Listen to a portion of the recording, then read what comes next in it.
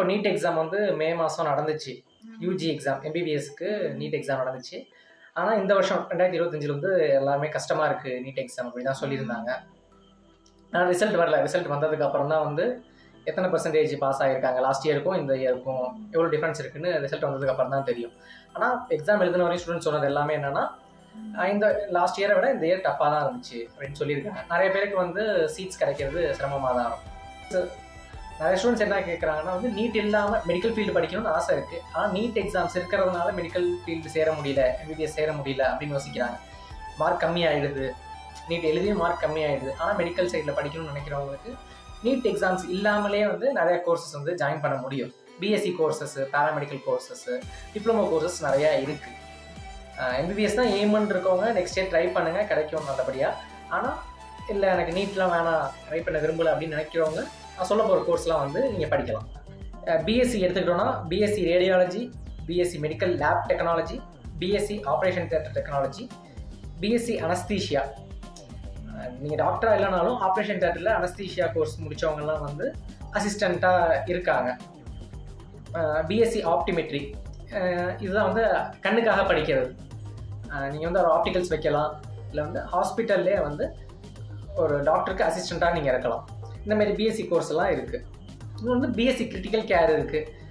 அது எதுக்காகனா வந்து ஐசியூவில் கிரிட்டிக்கல் கேர்னால் ரொம்ப ஹெல்ப் பண்ணுறோம். ஐசியூவில் உங்களுக்கு அந்த டிபார்ட்மெண்ட்டில் வேலை இருக்கும்.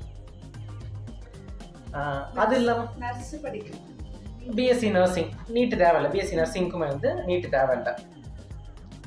அடுத்தபடியாக பார்த்தோம்னா வந்து பேச்சுலர்ஸ் ஆஃப் ஃபிசியோதெரபி, பிபிடி கோர்ஸ்ன்னு சொல்லுவோம். அந்த பிபிடி கோர்ஸ்மே வந்து 4.5 வருஷம் கோர்ஸ்.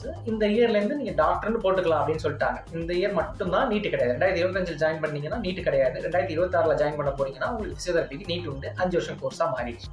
நெக்ஸ்ட் அதிகமாக என்ன சேர்றாங்கன்னு பார்த்தீங்கன்னா பிஃபார்ம் சேர்றாங்க.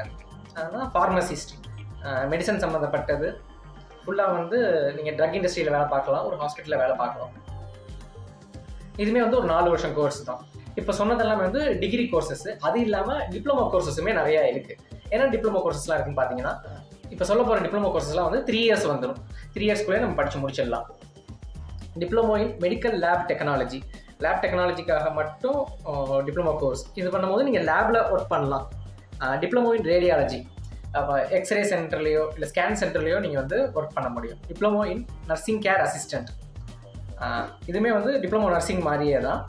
டிப்ளமோ இன் டயாலிசிஸ் டெக்னாலஜி, இது வந்து இப்போ டயாலிசிஸ் சென்டர் இல்லை வந்து ஹாஸ்பிட்டலில் டயாலிசிஸ் கேர் யூனிட் இருக்கிற செக்டார்ஸில் உங்களுக்கு போஸ்டிங்ஸ் கொடுப்பாங்க. டிப்ளமோ இன் இசிஜி டெக்னாலஜி, இதனா கார்டியாக் ஹாஸ்பிட்டல், ஹார்ட் ஹாஸ்பிட்டல்ஸ்லாம் வந்து உங்களுக்கு வந்து வேலை கிடைக்கும். இல்லை வந்து ஒரு லேப்லேயுமே உங்களுக்கு வேலை கிடைக்கும். நீட் எக்ஸாம்ஸ் இல்லாமலே உங்களால் இவ்வளோ கோர்ஸில் வந்து ஜாயின் பண்ண முடியும். நீட் மட்டும்தான் ஒரே ஒரு ஆப்ஷன் அப்படிங்கிற மாதிரி சூஸ் பண்ணுறதை அவாய்ட் பண்ணிக்கோங்க. இந்த வீடியோ உங்களுக்கு யூஸ்ஃபுல்லாக இருந்திருக்கும்னு நினைக்கிறேன். நம்ம சேனலை சப்ஸ்கிரைப் பண்ணிவிட்டு கண்டினியூஸாக பாருங்கள்.